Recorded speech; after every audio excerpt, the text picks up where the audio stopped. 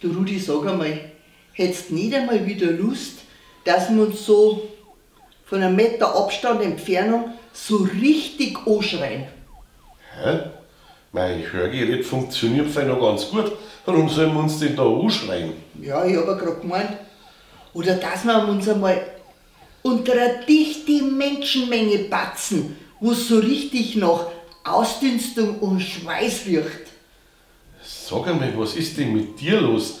Natürlich nicht. Ja, oder hast Lust einmal auf eine 0815% und ein Bier für 80 Euro? Sag einmal, ich glaub, du hast Fieber. Geht's noch? Naja, ich hab ja grad gemeint, ich wollte dich nur fragen, ob du heuer mit mir aufs Oktoberfest gehst. Aber anscheinend hast du keine Lust. Aber das war jetzt gemein. Bayern Comedy wird unterstützt durch die private Landbrauerei Schönraum.